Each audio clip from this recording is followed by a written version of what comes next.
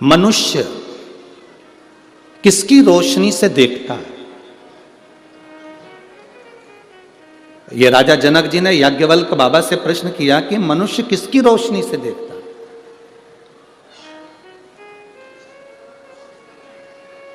याज्ञवल्क्य बाबा ने कहा मनुष्य सूर्य की रोशनी से देखता है। तो राजा जनक जी ने कहा सूर्य अस्त हो जाता है, इसके बाद किसकी रोशनी से देखता है? याज्ञवल्क्य बाबा ने कहा चंद्र की रोशनी से देखता है। चंद्र की रोशनी भी अगर बादलों में ढक गई, तारों में ढक गई, तो फिर किसकी रोशनी से देखता है? याज्ञवल्क्य बाबा ने कहा कि अगर कोई घने जंगल में चले गया, चंद्र भी ढक गया, तब वो श्रवण की रोशनी से देखता है। जैसे पूरे जंगल में अंधेरा ही अंधेरा छाया हो तो कहीं से आवाज आती है तो व्यक्ति की दृष्टि वहां जाती है। कहीं किसी ने ताली बजाई अंधेरे में तो व्यक्ति की दृष्टि वहां जाती है। कुछ नहीं दिख रहा तब किसी ने चुटकी बजा दी तो व्यक्ति की दृष्टि वहां चली गई। याज्ञवल्क्य बाबा ने पहले कहा मनुष्य सूर्य की रोशनी से देखता है, सूर्य अस्त हो जाए तो चंद्र की रोशनी से देखता है। चंद्र भी अगर डूब जाए तो श्रवण की रोशनी से देखता है। और अगर याज्ञवल्क्य बाबा से राजा जनक जी ने कहा मान लो कहीं श्रवण भी ना हो, सुनाई भी ना दे, तो फिर किसकी रोशनी से देखता है?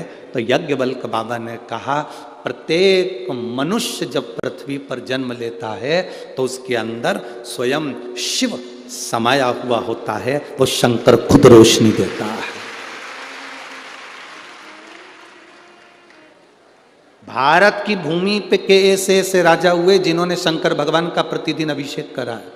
राजा जनक जी शिव जी का रोज अभिषेक करते थे। राजा दशरथ जी शंकर भगवान का रोज अभिषेक करते थे। आप खुद रामचरितमानस को अपने घर पर जाकर पढ़ना। जब कैकेयी ने वर मांगा 14 वर्ष के लिए राम वन जाने लगे, तब दशरथ जी की आंख में आंसू थे, तब उन्होंने भगवान शंकर को याद किया था कि शंभु आप पधारो, मेरे दुख का निवारण करिए।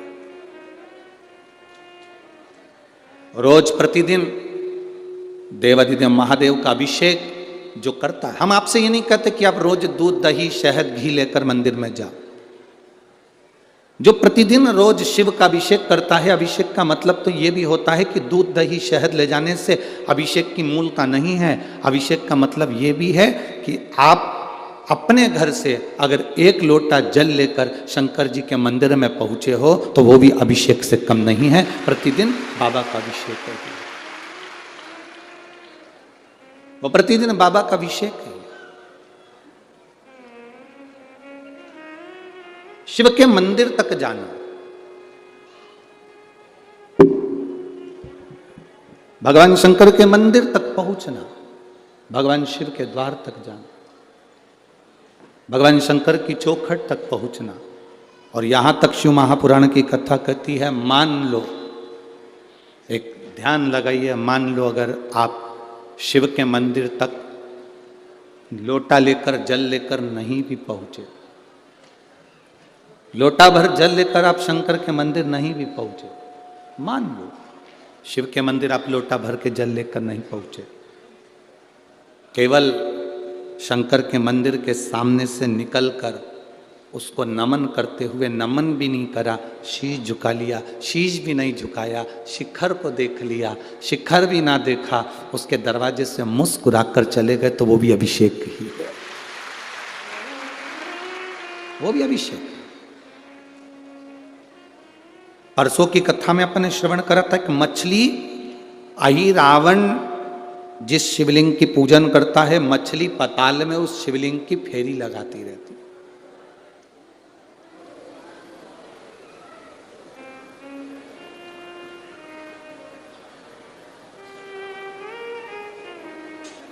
मछली शिवलिंग की फेरी कर रही है, उसके आसपास घूमती रहती।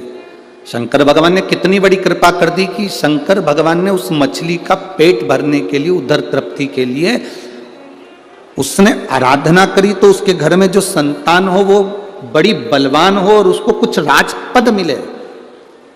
तो हनुमान जी के शरीर का पसीना उस मछली को दे दिया और मछली का गर्भ ठहर गया था और मकर ध्वज उत्पन्न हो गया।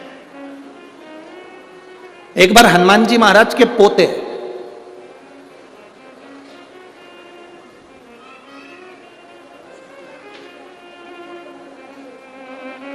एक बार हनुमान जी महाराज के पोते,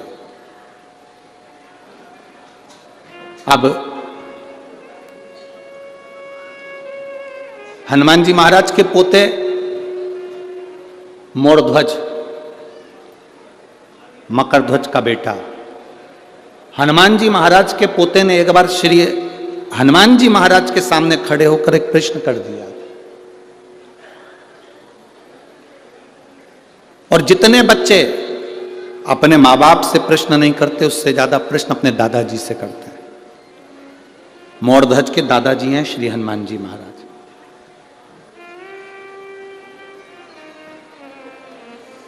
इसीलिए कई लोग हनुमान जी को दद्दा भी कहते हैं, दादा भी कहते हैं।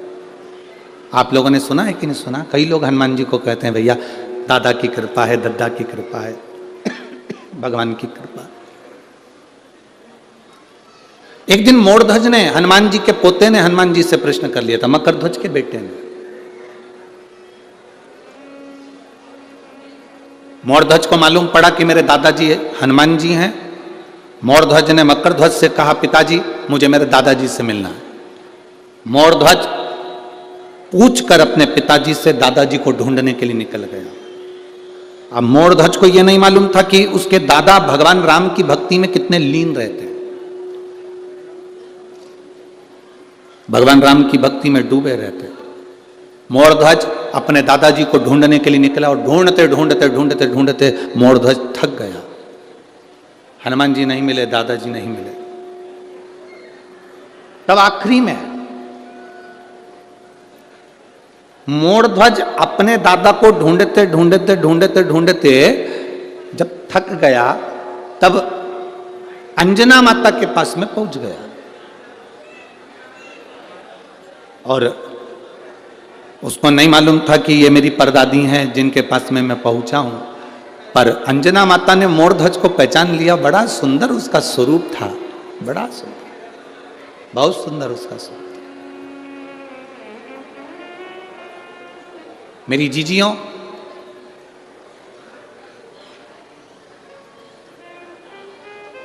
आज भी दूल्हा दुल्हन के सिर पे मोड़ बांधा जाता है।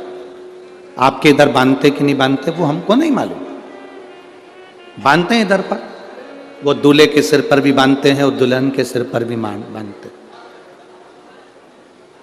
ये मोड़ जो दूल्हा दुल्हन के सिर पर बांधा जाता है, इस मोड़ का मतलब होता है कि तुम्हारी जिंदगी में अब शादी होने के बाद एक अलग से मोड़ आने वाला है, और उस मोड़ के आने पर तुम संभल कर चलना तो तुम्हारी जिंदगी सार्थक हो। हमारे यहां मोड़ का विसर्जन भी बड़े अच्छे से करा जाता है। किसी कुएं में या खड्डे में मोड़ को नहीं डाला जाता, पवित्र नदी के अंदर मोड़ का विसर्जन किया जाता है। हमको तो लगता है यहाँ के लोग, तो मुझे लगता है कि आपके नज़दीक की जो पवित्र नदी हो, आप लोग उसी में विसर्जन करते हैं। जैसे चंबल माता में ले जाकर विसर्जन कर देते होंगे, करते हैं आप लोग, जाते हो मोड़ विसर्जन करने के लिए। तो दूल्हा दुल्हन के सिर पर मोड़ बांधा जाता है, जो हमारी एक जिंदगी में भी अविरलता का मोड़ उत्पन्न कर देता है, सुख अनुभव करा देता है। और मोड़ का काम क्या है कि वो विजयता भी देता है। अब मकरध्वज का पुत्र मोरध्वज, मोरध्वज ने हनुमान जी को ढूंढना चाहा, नहीं मिले। ढूंढते ढूंढते ढूंढते ढूंढते मोरध्वज आखिरी में माता अंजना के पास पहुंच गए। पर दादी थी अंजना माता, पर दादी। पूछा, दादी मां,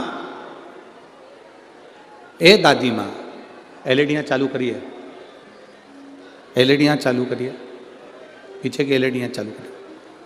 मां, ए दादी मां, दादी मां। तुरंत अंजना माता ने पूछा, क्या बात है, क्या होगा? मुझे श्री हनुमान जी महाराज मेरे दादाजी का दर्शन करना है। जैसे ही मोरध्वज के मुंह से सुना कि दादाजी का दर्शन करना है, तू दादा कैसे कह सकता है? कहा, मैं मकरध्वज का बेटा हूं और मकर ध्वज के पिता हनुमान जी हैं। अंजना माता ने कहा तो फिर तेरे पिताजी की माता मैं हूं, क्या चाहता है बोल, मुझे मेरे दादाजी का दर्शन करना है। शायद शिव महापुराण की कथा कहती है कि दुनिया की प्रत्येक दादी अपने बच्चे को श्रेष्ठ संस्कार देती है। ये अंजना माता ने अपने पोते को संस्कार दिए थे, पर पोते को संस्कार दिए थे, तो आज भी दादियां अपने अपने पोते को संस्कार देती हैं।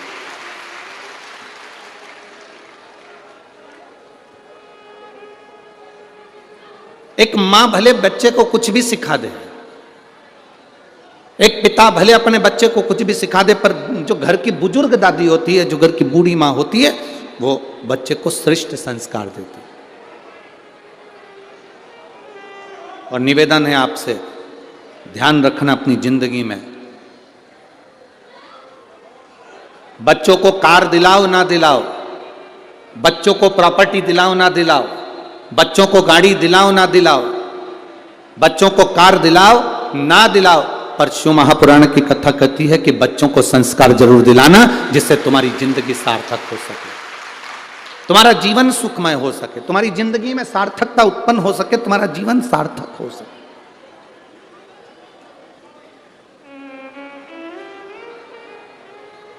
तुम्हारे जीवन में एक आनंद की अनुभूति हो सके, तुम्हारे जीवन में एक आनंद का प्रभाव अपने आप उत्पन्न हो सके। क्यों? ये धन, ये दौलत, ये संपदा, ये सत्ता, एलईडियां चालू करिए, एलईडियां पीछे की एलईडियां चालू करिए। ये धन, ये संपदा, ये सत्ता, ये वैभव, ये सब तुम्हारा छूट जाना है। शंभु शंभु शंभु शंभु।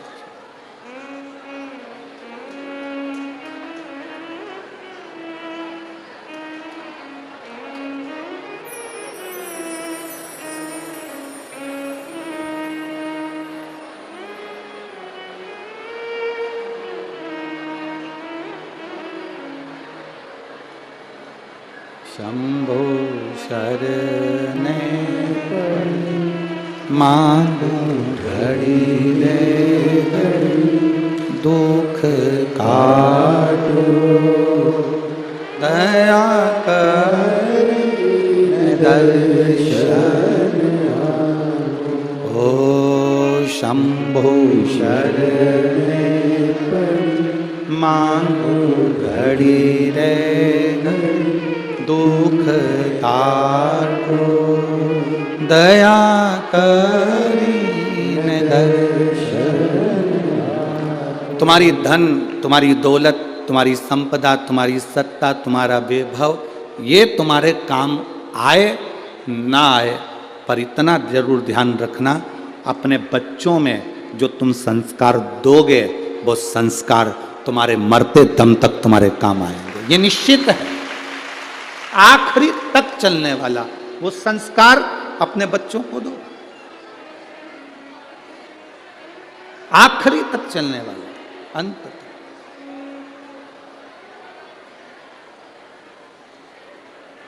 जो जिंदगी की सार्थकता सिद्ध कर दे।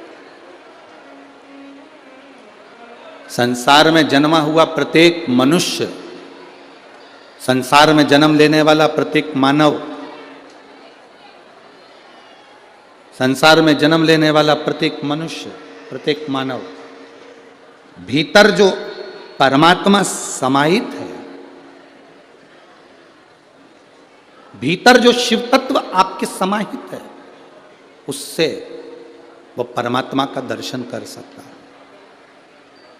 अच्छा एक बात बताओ, जब ज़्यादा बीमारी हो जाती है वेंटिलेटर पर पटक देते हैं, और वेंटिलेटर पर पटकने के बाद फिर डॉक्टर एक बात कह देता है, हम पूरी कोशिश कर रहे हैं।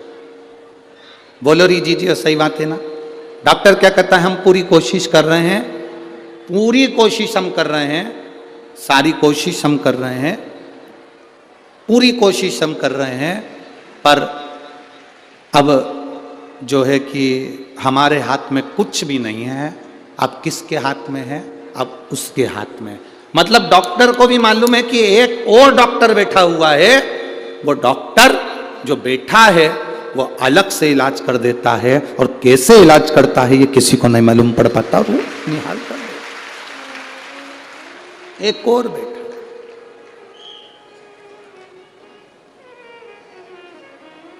उसको पहचानने के नेत्र चाहिए आपको, उसको जानने के नेत्र चाहिए आपको।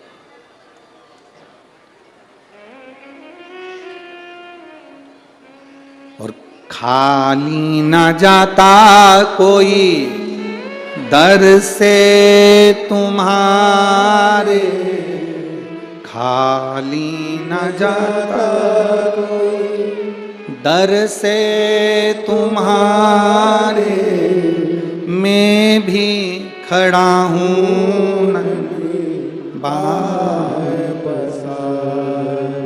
मैं भी खड़ा हूँ बाहें पसार, अपने हृदय से लगा लो गिरा जा रहा हो, उठा लो भोले अपने दर से, अब तो न टालो गिरी जा रही हो, उठा लो। जिस दिन हम जान गए, शिव तत्व को पहचान गए। देखो आज के जमाने में आदमी कायदे के व्यक्ति को अपने पास में नहीं रखता। जो तुमको कायदा बताए, जो तुमको सही ढंग बताए, जो तुम्हें सही तरह से जीना सिखाए, जो तुम्हें सही मार्ग बताए, जो तुम्हें सत्य मार्ग की ओर लेकर जाए, आज के जमाने के व्यक्ति को वो अच्छा नहीं लगता। आज के जमाने का व्यक्ति कायदे के व्यक्ति को साथ नहीं रखता, फायदे के व्यक्ति को साथ रखता। कौन से व्यक्ति को साथ रखता है? जम के बोलो जरा। फायदे वाला व्यक्ति। किस व्यक्ति से हमको कितना फायदा मिल रहा है, इसने मेरे लिए क्या करा, मतलब मेरे लिए फायदेमंद है तो इसको रख लो, ये मेरा काम संभाल रहा है तो इसको रख लो, इसने ये काम करा तो इसको रख लो, इसने ये किया तो इसको रख लो। कायदे का व्यक्ति किसी को पसंद नहीं आता, फायदे का व्यक्ति सबको पसंद आता। और वो फायदे का व्यक्ति एक दिन ऐसी चोट करके जाता है कि दूसरी बार तुम उसका मुंडा नहीं देखते।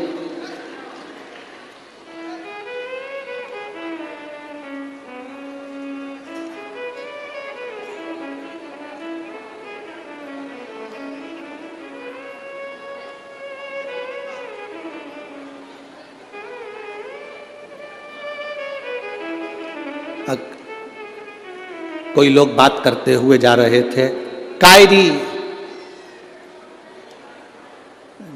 ददरहुआ दाम में इतनी भीड़ काय आ गई,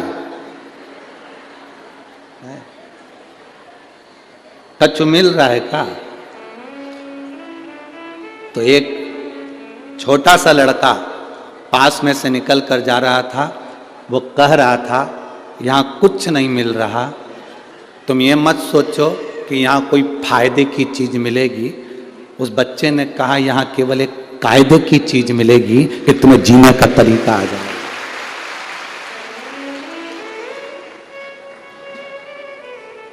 तुम्हें जीने का तरीका।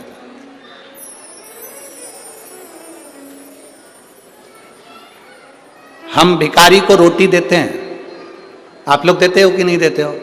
जम के तो बोलो, देते हो? ऐसा कोई, जितने लोग आस्था चैनल पर कथा सुन रहे हैं, जितने फेसबुक यूट्यूब पर कथा सुन रहे हैं, और जितने लाखों की संख्या में इस प्रांगण के अंदर ददरहुआ धाम में कथा सुन रहे हैं, आप सब भिखारी को रोटी देते हो, किसी को पैसा देते हो, किसी को रोटी देते हो। पर शिव महापुराण की कथा कहती है, शंकर जी की कथा कहती है, भिखारी को रोटी खिलाओ, मना नहीं है। भिखारी को रोटी दो, मना नहीं है। पर शिव महापुराण की कथा कहती है, भिखारी को कब तक भिखारी रखोगे? भिखारी को कब तक भिखारी रखोगे?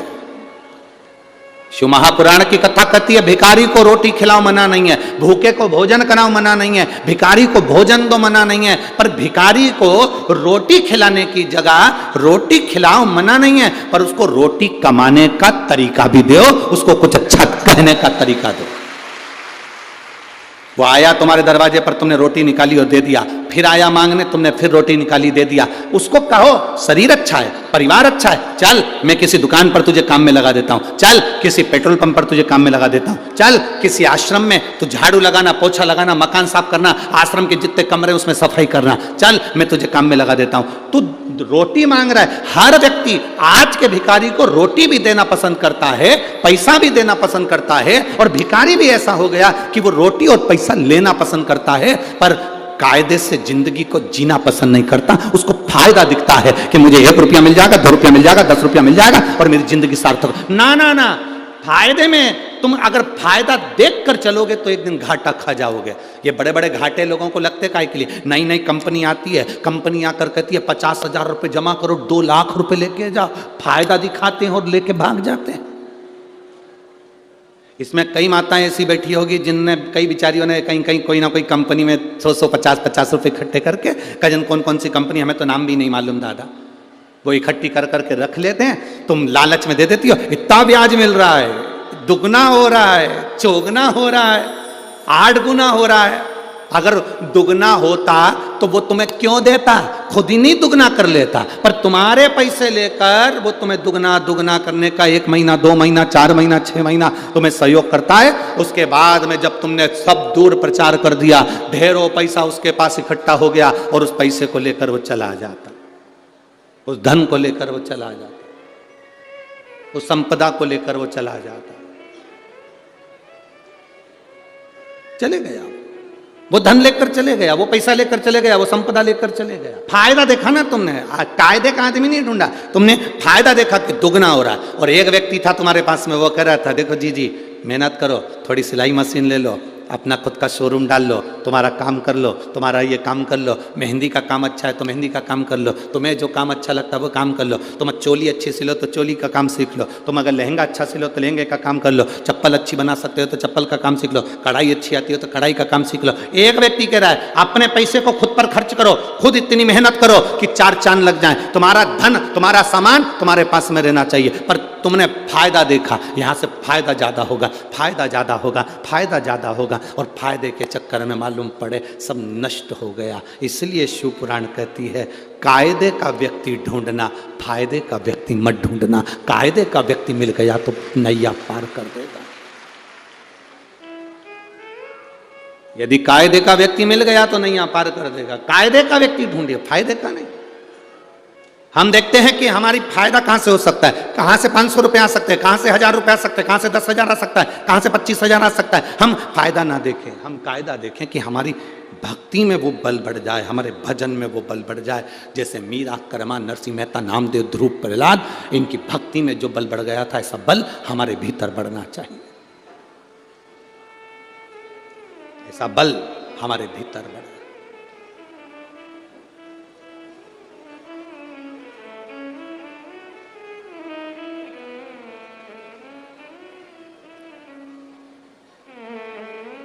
अब ढूंढो। शिव महापुराण की कथा कहती है तारकासुर ने मृत्यु मांगी भगवान से, मृत्यु, और तारकासुर ने भगवान से मृत्यु मांगी तो मांगा ये कि मैं शंकर जी के पुत्र के द्वारा मरूं। थोड़ा इधर घुमा दो, मृत्यु मांगी।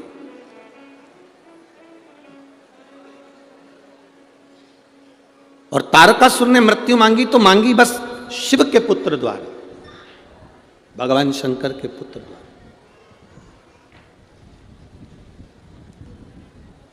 उन्होंने और मृत्यु मांगने का केवल एक साधन जो लिया वो भगवान शंकर के पुत्र। क्यों शंकर जी के पुत्र द्वारा? क्यों? असुर था, राक्षस था, अगर मौत मांगना ही थी तो कुछ और मांग लेता। शंकर जी के पुत्र को इसलिए मांग रहा है क्योंकि शंकर जी को वो स्नेह करता है, शिव की भक्ति में डूबता है। सरल है शंकर, अड़भंगे हैं शंकर, सहज है शंकर, एकदम सिंपल, एकदम सिंपल, एकदम सरल। मांगा,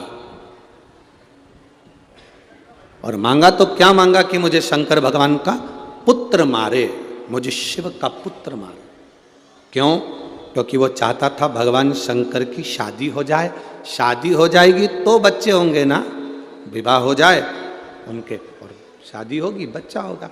तो चाहता है मेरे मरने से पहले मेरे बाबा देवाधिदेव महादेव का जो परिवार है वो पूर्ण बैठे। अगर आज शंकर भगवान के शिवालय में, शिव मंदिर के अंदर पार्वती जी बैठी हुई दिखती हैं, शिवालय के अंदर कार्तिकेय बैठे हुए दिखते हैं, शिवालय के अंदर गणेश जी बैठे हुए दिखते हैं, शिवालय के अंदर शंकर भगवान बैठे हुए दिखते हैं, शिवालय के अंदर नंदी बैठा हुआ दिखता है, तो यह विश्वास मानकर चलना इनको बिठाने वाला कोई दूसरा नहीं था, तारकासुर था। अगर वो नहीं मांगता तो कार्तिकेय नहीं आते, वो नहीं मांगता तो गणेश जी नहीं आते, वो नहीं मांगता तो पार्वती जी के साथ शिव जी का विवाह नहीं होता। उसने मांगा इसलिए पार्वती के साथ शिव जी का विवाह हुआ, उन्होंने मांगा इसलिए विवाह संपन्न हुआ, इसलिए विवाह संपन्न, उन्होंने मांगा इसलिए वो मिला है। वो मांगते नहीं तो ये कार्तिकेय आता भी नहीं, ये गणेश जी आते भी नहीं।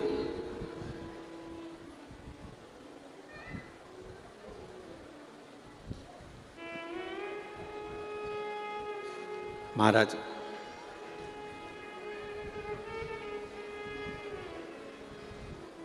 तारकासुर के प्राण चले गए। तारकासुर के 3 बेटे थे, तारकाक्ष, विदुमाली, कमलाक्ष की। तीनों ने 3 पुरियां बसा ली थी और उन 3 पुरियों के राजा बनकर बैठ गए थे। किसी देवता से उनकी पुरियां भस्म नहीं हुई। पुरी का मतलब होता है नगर, शहर, प्रदेश। जैसे हम कहते हैं ना जगन्नाथपुरी, द्वारकापुरी, ऐसी पुरियां, काशीपुरी, कांचीपुरी, अवंतिकापुरी, ऐसे ऐसी पूरा क्षेत्र, अपना नगर, अपना शहर बसा लिया। अब जब तारकासुर के 3 बेटों ने अपनी अपनी पुरियों का निर्माण कर लिया, एक बेटे ने मांगा मुझे सोने की पुरी बनाओ, सोने का नगर, एक ने मांगा मुझे चांदी का नगर बसाओ, तीसरे ने कहा मुझे लोहे का नगर बसाओ। 3 नगर बस गए, बड़े बड़े नगर। उपद्रव चालू कर दिया। जब व्यक्ति बहुत संपदावान हो जाता है, वैभववान हो जाता है, बहुत ज्ञानवान हो जाता है, तो उसमें थोड़ा सा अहम आ जाता है, थोड़ा सा अहंकार आ जाता है। शिव महापुराण की कथा कहती है, ये चमक, ये दमक, फुल वन में महक, सब कुछ सरकार तुम्ही से है। अपना है क्या? आज अगर ददरुआ धाम में इतना विशाल विशाल आयोजन अगर हो रहा है, ददरुआ धाम में इतना विशाल विशाल कथाएं हो रही हैं, भंडारे हो रहे हैं, भोजन चल रहा है, लोग भगवान की भक्ति कर रहे हैं, तो ये चमक, ये दमक, फुल वन में महक, सब वो श्री हनुमान जी महाराज की है, जिन्होंने संसारवासी को सब कुछ उनका। और इस ददरुआ धाम में विराजमान होने वाले, चाहे महाराज जी के गुरु जी हों, जिनका ये वर्ष चल रहा है, जिसका ये आयोजन चल रहा है, CFPA उत्सव चल रहा है, चाहे महाराज जी हों, चाहे उनके दादा गुरु हों, चाहे उनके गुरु हों, जिन्होंने भजन किया, भक्ति करी, उसका फल है, उसका फल। हमने पहले दिन की कथा जब चालू करी थी तो हमने श्री अखिलेश तिवारी जी, जो यहाँ के यजमान बने हैं, गुरु जी के कृपा पात्र, तो हमने उनसे कहा था शिव महापुराण के यजमान बनने के लिए लोग, महाराज जी 2027 तक लाइन लगाकर खड़े हुए हैं। ये तो महाराज जी की कृपा थी जो अखिलेश तिवारी जी आपको ये यजमान पद मिला।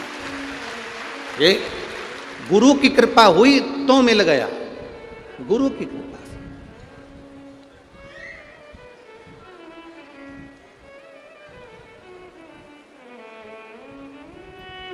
कहीं प्रभु कृपा करता है तो होता। महाराज 2027 2028 तक के लाइन लगी हुई है शिव महापुराण की केवल कथा का रसतत्व ग्रहण करने के, केवल शिव की भक्ति और कुछ भी नहीं। क्यों लाइन लगी है? ये 2026 2027 तक कौन कौन लाइन लगा कर खड़ा हुआ है? कोई दूसरे लाइन नहीं लगाते। आप लोग जो शिव पुराण की कथा में कथा सुनने आते हो, आखिरी दिन बाबा से कहकर जाते हो, बाबा इतनी झोली भरना कि जिंदगी में मैं भी एक बार शिव पुराण की कथा करवाऊं, वो लाइन लगा। यहां जितने कथा सुनने के लिए आए और जितने आस्था चैनल पर कथा सुन रहे हो, फेसबुक यूट्यूब पर कथा सुन रहे हो, कथा के विराम के दिन पंडाल में बैठकर तुम जो कह कर जाते हो, बाबा वो देता है, उसमें कमी नहीं रखता, वो देता है। आप दिल से कह कर जाते हो, इसलिए तो 2027 तक कथा की लाइन लगी हुई है। कहकर अब लोगों ने 2027 की तो कहे जब तक बाबा मेरे को देगा, ये मेरा विश्वास करता है, कथा दीजिए आप मुझे, मेरा बाबा मुझे 2026 में देगा, मुझे 2027 में देगा, ये विश्वास दृढ़ हुआ है। मैं आपसे भी कह कर जाऊंगा, इस व्यासपीठ के माध्यम से, ददरुआ धाम सरकार के माध्यम से कह कर जाऊंगा, बाबा से कह कर जाना, बाबा इतना देना कि मैं भी अपनी जिंदगी में एक बार यजमान बनूं और शिव महापुराण की कथा करवाऊं। ये तुम कृपा करो, और तेरी कृपा बिना न हिले एक भी अणु, लेते हैं श्वास तेरी कृपा से तनु। बखान क्या करूं मैं राखों के ढेर का, चपटी भभूत में खजाना कुबेर। गंगाधार मुक्ति द्वार ओंकार तू, भोले ओंकार तू, आयो शरण तिहार शंभु तार तार तू। आप जितना उसका भजन करोगे वो आपके सामने, वो आपके सम्मुख में।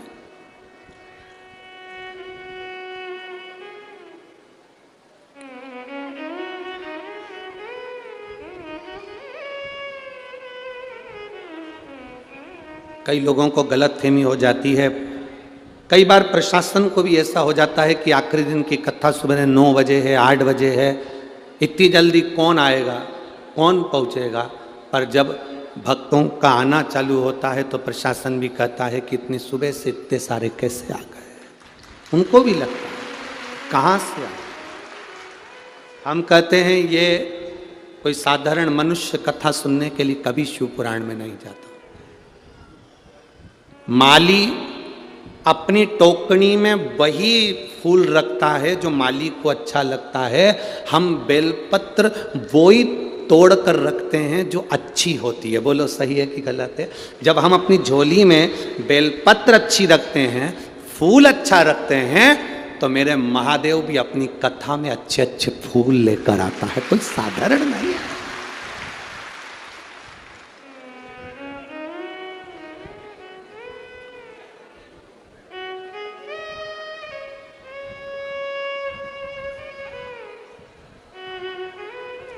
तुम सब श्रेष्ठ फूल हो जो मेरे शिव ने अपने करीब में रखा है, मेरे शंकर अपने पास रखे। तारकासुर के 3 बेटों ने 3 पुरियां बनाई, 3 पुरी का राज्य स्थापित करा। धन आ गया, वैभव आ गया, सत्ता आ गई, तो बहुत सारा धन आने पर, बहुत सारा धन आने पर, बहुत सारी सत्ता आने पर क्रोध करा, अपशब्द कहा, ताने दिए, लोगों को मारना पीटना चालू कर दिया। बहुत अपशब्द, बहुत ताने, बहुत आड़ा तड़क। मैं इस भिंड जिले की ददरुआ क्षेत्र में जितनी पुलिस बल लगी है और जितने यहाँ के collector, SP, SSP, DSP, commissioner, TI, constable जितने भी लगे हैं, मैं इनको बहुत बहुत धन्यवाद देता हूँ। आप लोगों ने ये 5 दिन की कथा इतनी सुंदर संभाली।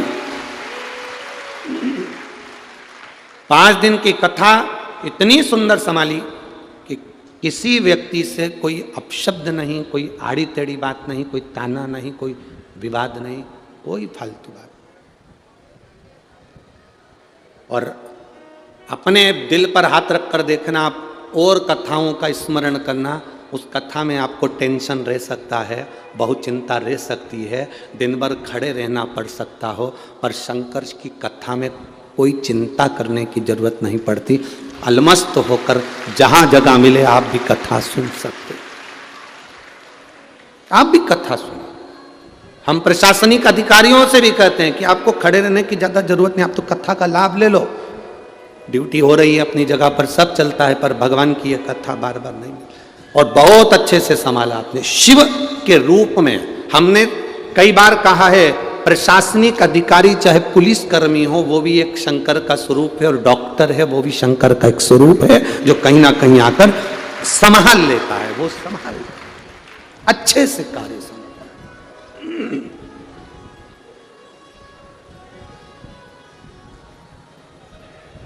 आप शिव भक्ति को करो, शिव आपको टेंशन से मुक्त कर देता। आप में से जितने लोग भी शंकर जी के मंदिर में जल चढ़ाते हैं ना, जब से आपने जल चढ़ाना चालू करा है उसके पहले के दिन निकालना, और जब से आपने जल चढ़ाना प्रारंभ करा उसके दिन निकालना।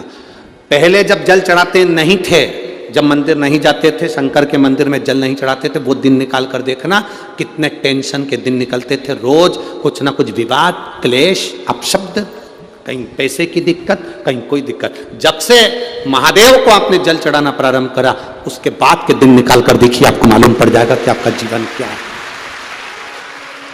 आपका जीवन क्या है, आपको मालूम पड़ेगा कि शिव को जल चढ़ाने का लाभ क्या है, शंकर के मंदिर जाने का लाभ क्या है, शिव की स्तुति करने का लाभ क्या है, शंकर का गुणगान करने का लाभ क्या है, शंकर की भक्ति में डूबने का लाभ क्या है, शंकर की शिव महापुराण की कथा का रसतत्व ग्रहण करने का लाभ क्या है। उसका एक तत्व आपके भीतर समाहित होगा।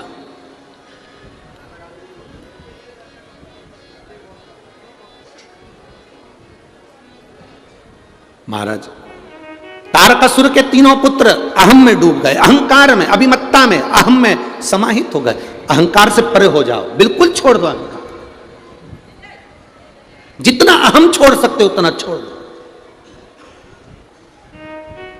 अहम क्या है?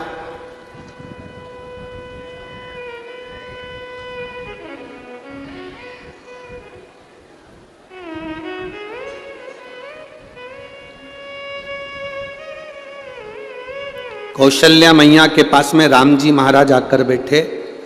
माता कौशल्या ने गले से राम जी को लगाया। कौशल्या जी ने राम जी से कहा, बेटा तूने रावण को मार दिया। माता कौशल्या राम जी से कह रही है, मेरे बेटे राम ने रावण को मार दिया, लंकेश को मार दिया। राम जी कहते हैं, मैंने रावण को नहीं मारा। मां, मैंने रावण को नहीं मारा।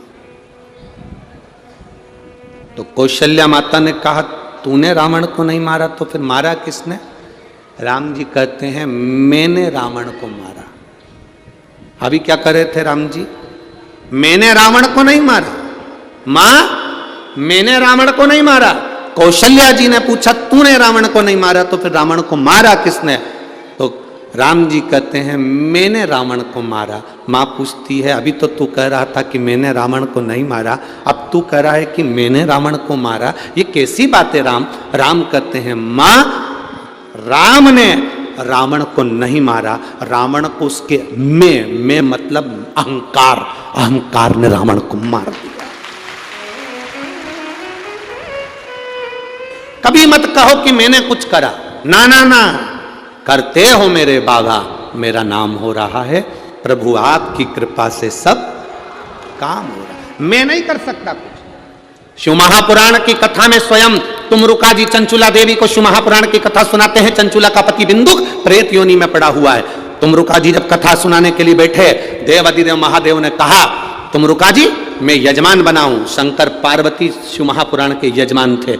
ईश्वर जी गोरा जी बनकर कथा सुन रहे थे। शंकर पार्वती ने कहा, तुमरुका जी मैं यजमान बना हूं, तुम कथा कहना प्रारंभ करो।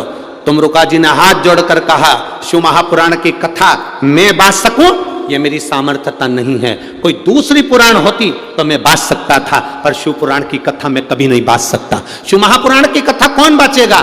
शंकर भगवान से तुमरुका जी ने कहा, कथा आपको बांचना पड़ेगी। शंकर जी कहने लगे, फिर सुनेगा कौन? तुमरुका जी कहते, कथा आपको सुनना पड़ेगी। शिव महापुराण की कथा करवाएगा कौन? क्योंकि चंचुला देवी तो बेधव्य है, ये कैसे करवा सकती है? तो कथा करवाओगे भी आप, सुनोगे भी आप, और बांचोगे भी आप, कोई दूसरा नहीं बांट सकता। शिव महापुराण की कथा वाचने वाला भी शंकर है, सुनने वाला भी शंकर है और कराने वाला भी शंकर है, उसके सिवा कोई नहीं करा सकता।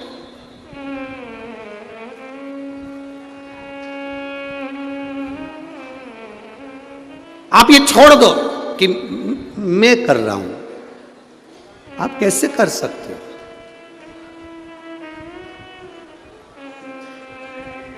कई माताएं बड़े गुस्से में कह देती है, वो तो मैं जिंदा हूं ना इसलिए सब काम हो रहा है, जिस दिन मर गई ना आटे दाल का भाव मालूम पड़ जाएगा। ये जितनी जितनी बूढ़ी बूढ़ी माताएं होती है ना, बहुत अकड़ में कहती हैं वो तो मैं हूं ना इसलिए ये दिवाली पे गुजिया पपड़िया बन रहा है, जिस दिन मैं मर गई ना उस दिन आटे दाल का भाव मालूम पड़ जाएगा। तो जो डोकरी तुमसे ऐसा के उससे क्यों आधे घंटे मरी जा, आधा घंटा मर। एक सेठ जी थे, वो हमेशा कहते थे मैं मर जाऊंगा तो मेरे पीछे पूरा परिवार मर जाएगा, मेरा परिवार मुझे इतना चाहता है, मेरे घर के लोग मुझे इतना चाहते हैं कि मैं मर गया तो मेरा पूरा परिवार मर जाएगा। एक गुरुजी आ गए, उन गुरुजी ने सेठ जी से कहा काय को मेरा मेरा करते रहते हो, मेरा परिवार मेरा परिवार, मेरा घर मेरा परिवार, मेरा दुकान, मेरी सत्ता, मेरा वैभव, मैं मर जाऊंगा तो मेरा परिवार मर जाएगा, क्या तुम्हारे परिवार वाले तुमको इतना चाहते हैं? हाँ, मैं मर गया तो मेरा पूरा परिवार मर जाएगा। गुरुजी ने कहा ले ये एक काम कर कि तू आधे घंटे के लिए पानी पीता पीता लुढ़क जा, मैं सबसे कह दूंगा तू मर गया, मैं भी तो देखूं कितने मर रहे तेरे साथ। इतने में सेठ जी बोले गुरुजी क्यों फालतू की बात करते हो, जरा सा मुझे कुछ हो जाता है तो मेरी पत्नी रोने बैठ जाती है, छाती पीटने बैठ जाती है, उसकी तो बीपी ऊंचा नीचा हो जाता है, शुगर ऊपर नीचे हो जाती है, चक्कर खा के नीचे गिर जाती है। गुरुजी बोले ऐसा नजारा मैंने आज तक नहीं देखा, मर तो थोड़ा तो गिर, ये तो मैंने आज तक नहीं देखा है ऐसा। मेरा बेटा एक मिनट मुझे देखे बिना नहीं रह सकता, वो मर जाएगा, मेरा पोता पोती मर जाएगा। गुरुजी बोले मैं सब देख लूंगा, तू तो मर, और अगर मेरे परिवार को कुछ हो गया तो गुरुजी बोले उसकी गारंटी मेरी स्टाम्प पे लिखवा ले, तू मर। उसने कहा अगर कुछ हुआ, गुरुजी बोले मर तो बस पानी पीते पीते लुढ़क जा। कितनी देर तक मरूं, बस सांस रोक लेना, मैं डॉक्टर से खिलवा दूंगा, ये मर गया। जब तक मैं नहीं बोलूं तब तक उठना मत, आओ देख लेना गुरुजी अगर मेरे परिवार को कुछ हो गया तो तुम जानना। गुरुजी बोले मेरी गारंटी, तुम मर। वो पानी पीता पीता लुढ़क गया, सांस रोक ली, डॉक्टर को उन्होंने 100-500 रुपए दिए और कहा बोल दो ये मर गया। डॉक्टर साहब भी वहीं बिठा लिया और कह दो मर गया। डॉक्टर ने कह दिया मर गया। पत्नी खूब धाड़ धाड़ के रोने लगी, पत्नी खूब रोई, नई नई डिजाइन में रोई, खूब अच्छी अच्छी डिजाइन में रोई। रात को मक्का की रोटी खाई थी, सुबह तो आवाज तक नहीं आई, खूब डिजाइन में रो रही।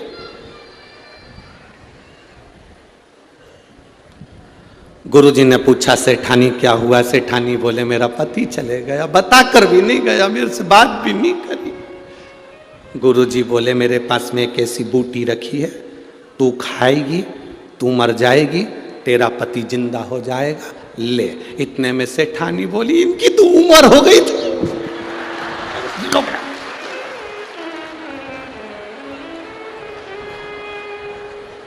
इनकी तो उम्र हो गई थी। इतने में सेठ जी उठने वाले थे, कल तो कह रही थी तुम जवान दिखते, क्या कह रही उम्र हो गई। इतने में गुरुजी ने चिमटा खोल दिया, पड़े रहे चुपचाप। बेटा रो रहा था, तू क्यों रो रहा है? पिताजी चले गए, ये भी नहीं बताया कि किससे कितना लेना था। बाप के जाने का गम नहीं है, लेनदारी का पहले हो गया, लेन देन क्या होगा। पिताजी चले गए, बताया नहीं। इतने में गुरुजी ने बोला ले बूटी तू खा ले, तू खाएगा तेरा बाप जिंदा हो जाएगा। इतने में रोते रोते बोले पापा तो कह रहे थे अब दुकान तुझे ही संभालना। छोटा सा पोता रो रहा था, तू क्यों रो रहा है? मेरे दादा चले गए। तो तू क्यों रो रहा है? अब मुझे कुरकुरा कौन दिलाएगा, टॉफी कौन लाए? तो तू क्यों रो रहा है? ले बूटी तू खा, तू मर जाएगा, तेरा दादा जिंदा हो जाएगा। इतने में छोटा सा बच्चा गुरुजी के कंधे पर हाथ डालकर बोला गुरुजी तुम्हारे कोई आगे ना तुम्हारे कोई पीछे, तुम नहीं खा लो। और गुरुजी को खवा रहा है। अरे वाह वारी दुनिया, मतलब की दुनिया में किसी कौन किसका है संसार में? कोई किसी का नहीं। हमको लगता है ये मेरे, अरे भगवान राम से कौशल्या माता ने कहा तूने रावण को मारा, राम जी कहते मैंने नहीं मारा। रावण को किसने मारा? रावण को मैंने मारा। भगवान का कहने का मतलब है राम रावण को नहीं मारे। रावण के अंदर जो अहंकार था, रावण के भीतर जो अभिमत्ता थी, रावण के भीतर जो मैं था, हर कभी चिल्ला चिल्ला के कहता फिरता था मैं लंकेश, मैं लंकेश, मैं लंकेश। ऐसे कई लोग होते हैं तुरंत अपना परिचय दे देते, तुम मुझे जानते नहीं हो, मेरे पास ये पद है, मेरे पास ये प्रतिष्ठा है। किसी सतगुरु के पास जाना, जिसको धन की जरूरत है उसके पास जाओ तो अपनी प्रतिष्ठा बताओ, अपना नाम बताओ, अपनी सत्ता बताओ, अपनी कुर्सी बताओ। और जिसको तुम्हारे धन की जरूरत नहीं, सत्ता की जरूरत नहीं, उसके पास जाकर अगर मिलना तो कभी मत कहना कि तुम्हारे पास में कौन सी सत्ता है, कौन सा वैभव है। वहां जाकर कहना कि बस कथा सुनने आया हूं, बहुत सुना था महादेव की कथा का लाभ, इसलिए उसके चरणों में बैठकर श्रवण करने आया हूं। मेरी कौन कुर्सी, कौन पद, कौन सत्ता, हमें मतलब नहीं। तुम कथा सुनने के लिए आए हो, बाबा की कथा सुनने के लिए बैठो, भोलेनाथ जी की दृष्टि तुम पर पड़ जाए उस कथा को सुनते सुनते, तो जब वो चोर को कुबेर बना सकता है तो तुम्हें भी राज सिंहासन पर बिठा सकता है। ये उसके ऊपर निर्भर।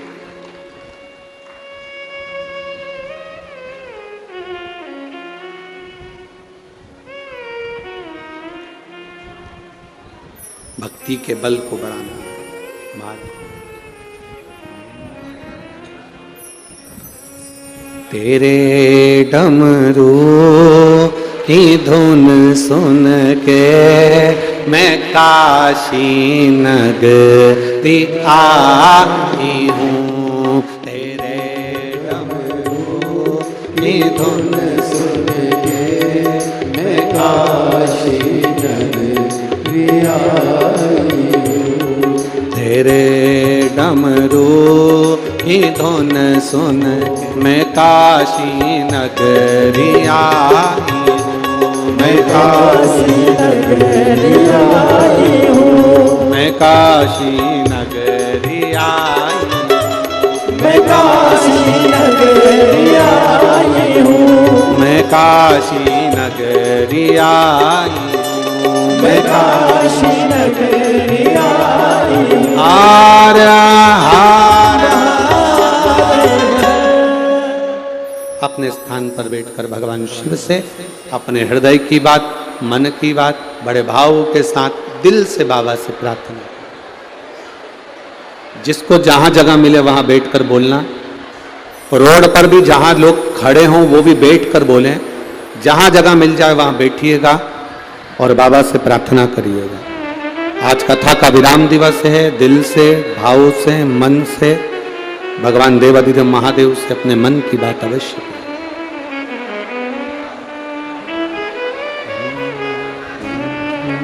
बार बार ये कथा नहीं मिलती, कोई योग संजोग से ददरुआ धाम में बाबा ने कथा कराई है। आप दिल से बाबा से प्रार्थना करें, भाव से।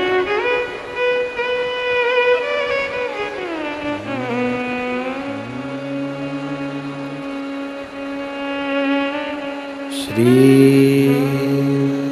शिवाय नमस्तुभ्यं। श्री शिवाय नमस्तुभ्यं। श्री शिवाय नमस्तुभ्यं। श्री शिवाय नमस्तुभ्यं। श्री शिवाय नमस्तुभ्यं। भोला सब दुख काटो हार, ओ भोला सब दुख काटो हार। शिव शंकर जपूं तेरी माला, भोले बाबा जपूं तेरी माला। भोला सब दुख काटो हार, ओ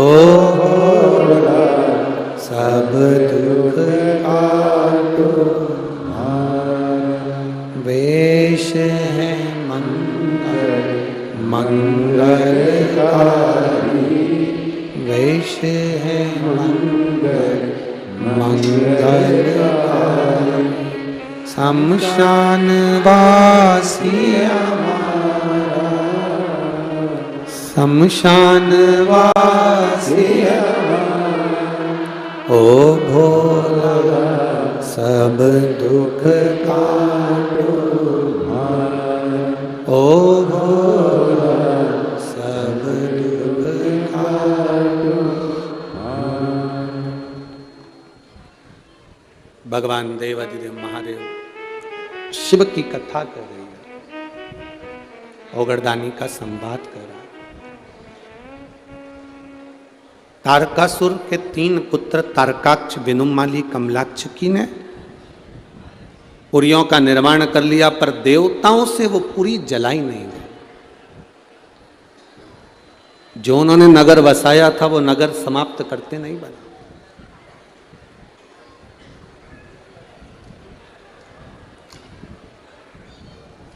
और तीनों बड़े चतुर भी थे। तारकाक्ष, विदुमाली, कमलाक्ष की बड़े चतुर थे। भगवान शंकर की आराधना करना, पूजन करना, साधना करना, उनको मालूम है कि ये भगवान शिव केवल अकेले हैं जो हमारी पुरियों को नष्ट कर सकते हैं, हमारे नगर को नष्ट कर सकते हैं। अपना घर, अपना परिवार, अपना कुल, अपना क्षेत्र नष्ट कब होता है? जब प्रेशर को, जब हम देवाधिदेव महादेव की निंदा कर रहे हो या अपशब्द कर रहे हो। हमने कल भी एक कथा में आपको कहा था कि सब कुछ करना पर शिव की निंदा ना करना और शिव की निंदा ना सुनना, ना करना ना सुनना।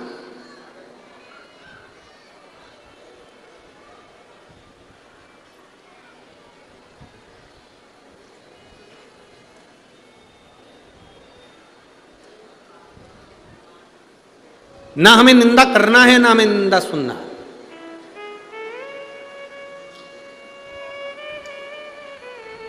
एक माँ ने एक पत्र लिखा, देखो,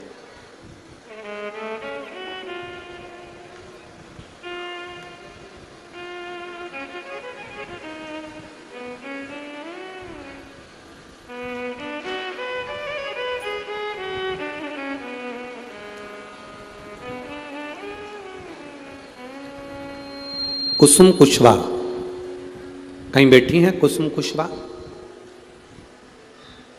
कुसुम कुशवाहा कहीं बैठी हो तो हाथ हिला सकती है। अगर कहीं बैठी हो, कुसुम कुशवाहा ग्वालियर मध्य प्रदेश से हैं। बाबा, मैं कुसुम कुशवाहा ग्वालियर मध्य प्रदेश से हूँ। मेरी छोटी बहन के यहाँ बहुत सालों के बाद बच्चा हुआ। 7 महीने का गर्भ ठहर गया। 7 महीने का गर्भ था। 27/11/2023, अभी कुछ ही दिन पहले 27 तारीख को, आपकी कथा यहाँ 28 तारीख से प्रारंभ हो रही थी। 27 तारीख को मेरी बहन को दर्द उठा। बहुत सालों के बाद बाबा की कृपा से तो बच्चा ठहरा और 7वां महीना उसका चल रहा था। रात को 2 बजे एकदम से उसके पेट में दर्द हुआ। उसे सभी प्राइवेट अस्पताल में लेकर गए। उसकी हालत सही नहीं थी। इस कारण हम थक हार कर एक सरकारी हॉस्पिटल में, क्योंकि प्राइवेट हॉस्पिटल वाले उसको झेल नहीं रहे थे, सरकारी हॉस्पिटल में लेकर गए। फिर हमने सरकारी हॉस्पिटल कमला राजा में उसको भर्ती कराया। वहाँ जब डॉक्टरों ने उसकी जांच करी तो पता चला कि उसके बच्चादानी फट गई है और जल्दी से ऑपरेशन करके 7 महीने का बच्चा ही गर्भ से बाहर निकालना पड़ेगा। डॉक्टरों ने उसका इलाज प्रारंभ कर दिया। उसकी बच्चादानी को निकालना पड़ा। बड़ी मुश्किल से गर्भ ठहरा था और बच्चादानी भी बाहर निकाली गई और एक बच्चे ने, लड़के ने जन्म लिया 7 महीने का। पर गुरुजी, उस बच्चे की हालत 7वें महीने में बहुत खराब। माँ और बेटे दोनों को वेंटिलेटर पर डाल दिया गया। बच्चे और बहन की अच्छी सेहत के लिए मैंने मेरे परिवार वालों से कहा कि 28 तारीख को ददरुआ धाम में शिव महापुराण की कथा होने जा रही है, तो मैं कथा में जाऊंगी और पंडाल में बैठकर बाबा से विनती करूंगी कि मेरी बहन का बच्चा अच्छा रहे, क्योंकि बड़े सालों के बाद हुआ है और तो भी 7वें महीने में हो गया। गुरुदेव, हम कथा सुनने के लिए पंडाल में आ गए। बाबा को विनती कर कर कथा पूर्ण कर कर जब जाने लगे तो फोन पर खबर आई कि जो बच्चा था, जो वेंटिलेटर पर पड़ा हुआ था 7 महीने का, वो मर गया, उसके प्राण छूट गए। जैसे ही मुझे ऐसी खबर लगी, मेरे साथ में मेरी पड़ोसन आई थी, उसने कहा तू क्या हो गया, तू रोने बैठ गई। कहने लगे मैं कथा सुनने आई थी और उसके बाद भी मेरी बहन के बच्चे के लिए मैंने मांगा था कि इतने साल के बाद बच्चा हुआ है तो कम से कम जिंदा रहे, पर वो 7 महीने का बच्चा मर गया। हॉस्पिटल में भर्ती है वो, मेरी बहन भी और बच्चा भी चले गए। अब करूं तो करूं क्या। उसने कहा कि अपन कथा सुनकर जा रहे हैं, सियोर वाला महाराज कहता है कि खाली कोई नहीं जाता, तो तुझे खाली कैसे भेज सकता है। अपन यहीं पर थोड़ी सी खेत की मिट्टी उठा लेते हैं, उस मिट्टी का ढेला बना लेते हैं, श्री शिवाय नमस्तुभ्यम कहकर कुएं में से पानी की बाल्टी भरकर शंकर जी को चढ़ा देते हैं। खेत की मिट्टी उठाई, रोड पे से खेत की मिट्टी उठाकर उसकी पूजन करी, बाल्टी भरकर जल चढ़ाया, श्री शिवाय नमस्तुभ्यम का जाप करा। आधे घंटे बाद खबर आई कि बच्चे की सांस चलना प्रारंभ हो गई। गुरुदेव, अब बच्चा और जच्चा दोनों ठीक हैं। मैं बाबा को नमन करती हूँ। श्री शिवाय नमस्तुभ्यम। शिव तत्व ओघड़ी है शंकर, शिव ओघड़ी है। उसकी भक्ति का जो बल है वो साधारण है, खाली कैसे जाएगा। एक माँ ने अपना पत्र लिखा, उस पत्र में माँ ने लिखा कि मेरे पति को नाम है मेरा उमा देवी, पति श्री रविंद्र कुमार विश्वकर्मा, निवासी मुल्ला बघोरा उरई, जिला जालौन, उत्तर प्रदेश। मोबाइल नंबर ये है। कहीं बैठी हैं, हाथ हिला सकती हैं, अगर कहीं बैठी हो तो अपना हाथ हिला सकती हैं। मेरा नाम उमा देवी, पति श्री रविंद्र कुमार विश्वकर्मा, निवासी मुल्ला बघोरा उरई, जिला जालौन, उत्तर प्रदेश। मोबाइल नंबर ये है। कहीं बैठी हो तो हाथ हिला सकती हैं। आप लोग पत्र साथ में पढ़ सकते हैं टीवी पर, एलईडी पर। उरई, जिला जालौन, उत्तर प्रदेश से हूँ। मेरा मोबाइल नंबर ये है। गुरुजी, मेरा जीवन कष्टों से भरा हुआ था। मैंने अपने जीवन में कई कष्ट झेले। पति की आय बहुत ज़्यादा नहीं थी, 6,000-7,000 रुपये महीना वो कमाते थे। फिर भी उसी में मैंने अपने बेटे को पढ़ाया भी और बाबा को जल चढ़ाना सिखाया भी। गुरुदेव, मेरा बेटा निशांक विश्वकर्मा कई सालों से नौकरी की तलाश कर रहा था। आप लोग पत्र को एलईडी पर पढ़ें, आस्था चैनल पर पढ़ें। कई सालों से नौकरी की तलाश कर रहा था, पर नौकरी लग नहीं रही थी। फिर किसी के कहने पर मैंने टीवी पर 2022 दिसंबर के महीने से कथा सुनना प्रारंभ किया और बाबा 1 लोटा जल चढ़ाना प्रारंभ किया। उस जल का और बाबा की कृपा का मैं क्या वर्णन करूं गुरुदेव जी। बाबा सही में कुछ ना कुछ ऐसा कर देते हैं, मैं उसका क्या बखान करूं गुरुदेव। बाबा की कृपा। कभी नहीं सोचा था कि मेरे बेटे की सरकारी नौकरी लगेगी, क्योंकि हमारी पीढ़ियों में किसी की सरकारी नौकरी नहीं थी। पर मेरे बाबा ने 1 लोटे जल का मंदिर में पोछा लगाने का, झाड़ू लगाने का फल दिया। मेरे बेटा इनकम टैक्स विभाग का ऑफिसर बन गया। मैं बाबा को नमन करने के लिए आया। ये शिव तत्व है, ओघड़ी है शंभु, उसको शिव कहते हैं। मेरे भोले तेरा सहारा है, मेरी नैया का तू किनारा है, मेरी नैया का तू किनारा है। आप जिस विश्वास से, कोई प्रपंच से नहीं, कोई ढोंग से नहीं, कोई दिखावे से नहीं, आप अपने विश्वास से शंकर की भक्ति करिए, शिव की आराधना करिए। ए मेरी भिंड की जीजियों और मेरे जीजाओं, आप लोग बहुत दूर दूर से आए हो, 100-100, 50-50 रुपए कई माताएं तो ऐसी गरीबड़ी आई होंगी जिनके पास आने जाने का भी इतना धन नहीं होगा, इतना पैसा नहीं होगा, पर मेरा विश्वास मेरे बाबा पर है और मुझे विश्वास है मेरे शंभू पर, मुझे विश्वास है डॉक्टर हनुमान जी पर कि वो आपको खाली नहीं भेजेंगे, भर कर भेजेंगे, खाली नहीं जाओगे, भरोसा प्रबल।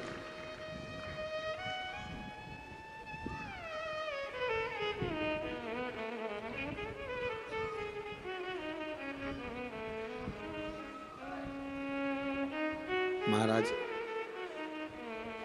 तारकासुर के तीनों बेटों ने जान लिया शिव की भक्ति करेंगे तो हमारी ये द्वार, हमारी जो पुरियां हैं वो टूटेंगी नहीं, जलेंगी नहीं, भस्म नहीं होंगी।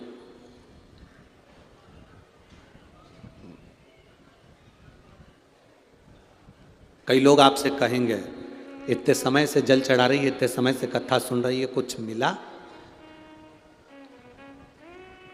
उससे कहना कुछ मिले ना मिले, पर शिव कथा में मेरा दिल लगा रहता है, एक ना एक दिन मेरा महादेव मेरी सुनेगा जरूर। कुछ मिला ना मिला, क्या मिला क्या ना मिला उससे मतलब नहीं। एक महिला यहां बैठी हुई है, उसका पत्र था कि रजस्वला धर्म भी नहीं आता था, रजो धर्म भी नहीं आता था, डॉक्टर के हिसाब से संतान नहीं हो सकती थी।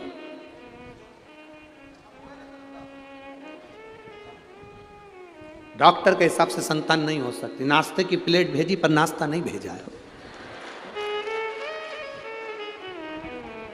डॉक्टर के हिसाब से संतान नहीं हो सकती थी। मेरा मोबाइल नंबर यह है, रवि दीपा वाथम, ग्वालियर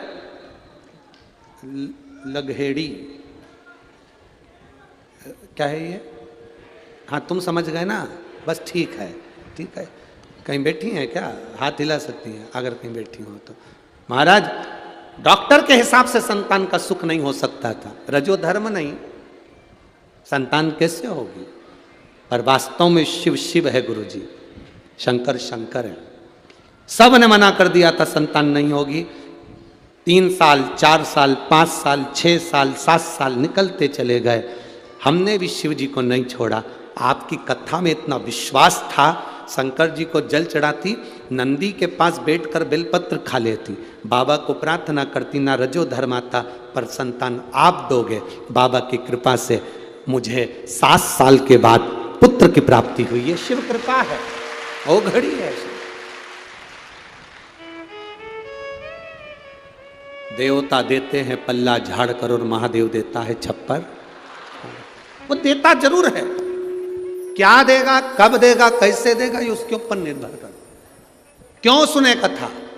अभी ये कथा तो ददरुआ धाम में यहाँ आज पूरी हो जाएगी, 1 बजे से 4 बजे तक आप टीवी पर देख लोगे, यहाँ 12 बजे पूर्ण हो जाएगी। अगली कथा 5 तारीख से जलगांव महाराष्ट्र में प्रारंभ हो जाएगी, दोपहर में 2 बजे से 5 बजे तक टीवी पर आप लोग देखेंगे। उसके बाद में कथा फिर वहाँ पूर्ण होने के बाद 11 तारीख को वहाँ पूर्ण होगी, 16 तारीख को अमरावती में प्रारंभ हो जाएगी, दोपहर में 1 बजे से 4 बजे तक वो कथा पूर्ण होगी। 20 तारीख को, 25 तारीख से 31 तारीख तक कथा पंढरपुर महाराष्ट्र में प्रारंभ हो जाएगी, हरि विट्ठल के चरणों में। तो ये कथाएं तो चलती रहेगी। कोई तुमसे कहे कि तू कथा सुनती है, इतना दिल लगाती है, क्या देगा बाबा? उससे कहना कथा सुनना मेरा काम है, देना और नहीं देना उसका काम है। वो जाने, उसका काम जाने। बस अपने अहम से दूर रहकर हम भगवान की भक्ति करें। अहंकार को पटक दो, कहीं चूल्हे के अंदर ले जाकर, अहंकार को एक कोने में ले जाकर छोड़। तारकासुर के तीनों बेटों ने पुरियों को बचाने के लिए भगवान शिव की भक्ति करी। देवता नहीं नष्ट कर सके 3 पुरियों को। सारे देवता महादेव के पास जाकर बोले बाबा इनकी पुरियों को नष्ट करना है। बाबा ने कहा वो मेरी आराधना करते, मैं कैसे नष्ट कर सकता हूं? देव ऋषि नारद को भेजा तारकासुर के तीनों बेटों के पास में, तारकाक्ष विदुमाली कमलाक्षकी के पास में। नारद जी प्रतिदिन जाते, उनके पास में बैठ जाते और उनसे भगवान शंकर की निंदा करवाना प्रारंभ करा। नारद जी रोज जाते, रोज कुछ ना कुछ कहते और निंदा करवाना प्रारंभ करा। याद रखो जब व्यक्ति का विनाश का समय आता है तो वो शंकर की निंदा में लग जाता है। ये कथा तारकासुर के 3 बेटों की कह रही। ये तारकासुर के 3 बेटों की कथा कह रही। निंदा में लग, तुम्हारी पड़ोसन तुम्हारे यहां आए, भगवान शंकर का गुणगान करे तो उसको बिठाओ। अगर वो आकर शंकर की निंदा कर रही है, तुम्हारे रिश्तेदार शंकर जी की निंदा कर रहे हैं, शिव पुराण की निंदा कर रहे हैं, शिव भक्ति की निंदा कर रहे हैं, उस समय पर वहां से उठकर चले जाओ या हाथ जोड़ लो। तुम हमारे रिश्तेदार हो, तुम हमारे नातेदार हो, हमारा तुमसे संबंध है, तुम हमारी बात करो, महादेव की कोई बात नहीं करेंगे, शिव पुराण की कोई बात नहीं करेंगे। शंकर हमारा है, हम शंकर के हैं, बोल बम का नारा है, बाबा एक सहारा, हमें कोई निंदा नहीं सुनी, हम नहीं सुन सकते। नारद जी ने तारकासुर के बेटों को निंदा करने में लगा दिया। अब तो तारकासुर के बेटे तीनों निंदा में इतने डूब गए, जितना रस लोगों को कथा में नहीं आता, उससे दुगना रस चुगल चोटाई में आता। इतना रस। कौन? बा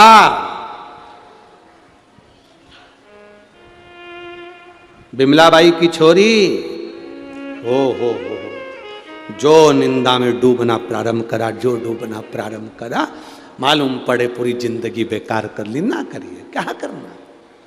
आग लगे बस्ती में, अपन रहो मस्ती में, क्या किसको रोइए, चादर तान के सोइए। कोई कितनी भी तुम्हारी निंदा करे, कितना भी तुमसे बोले, तुम रोज मंदिर जाओ और कोई तुमसे कह दे ये चल दी सती सावित्री, ये चल दी सियोर वाला महाराज की चेली, ये चल दी रोज मंदिर, वो जितना बोले तुम उतनी जोरदार खजूर की चोटी करके उसके सामने से निकलो, उतनी जोरदार। वो जले नहीं तो जला और जल ले जा, क्या होगा। चले तारकासुर के 3 बेटे जैसी निंदा में लगे, तीनों एकत्रित हुए, शंकर भगवान ने तीनों पुरियों को भस्म कर दिया। वर मांगा था, एक बाण से 3 पुरियां भस्म होना चाहिए, एक बाण से शंकर भगवान ने 3 पुरियों को भस्म कर दिया। शिव जी का नाम त्रिपुरारी हो गया। तारकाक्ष, विदुमाली, कमलाक्षकी को मारने के लिए 33 कोटि देवी देवताओं को शंकर भगवान ने पशु बना दिया। शंकर भगवान उनके पति बन गए।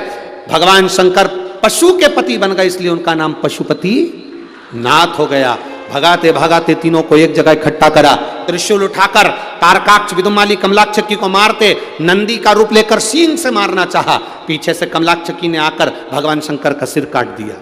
जैसे ही पशु बने भगवान शंकर का सिर कटा, सिर जाकर नेपाल में गिर गया, धड़ केदार में गिर गया।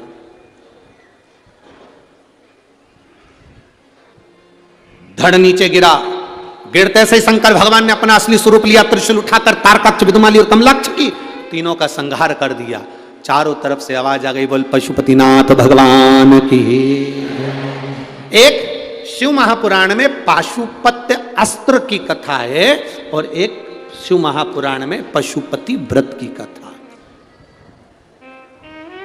जो असर पाशुपत्य अस्त्र करता है, अगर दिल से किसी ने पशुपति व्रत करा है, तो जो असर पाशुपत्य अस्त्र करता है, जो पशुपत अस्त्र राम जी के पास था, कृष्ण भगवान के पास था, वो पाशुपत्य अस्त्र जो असर करता है, वही की वही असर पशुपति नाथ का व्रत करता है। जो करता है उसको मिलता है, पशुपति नाथ के व्रत का वो फल मिलता है।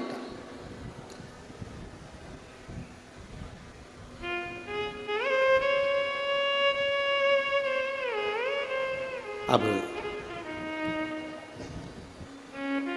पशुपति व्रत, मेरा निवेदन है, चाहे माताएं हों, पुरुष हों, बच्चे हों, बेटियां हों, बेटे हों, दिल से कर देखो एक बार, दिल से। उस व्रत का फल क्या? एक लड़के को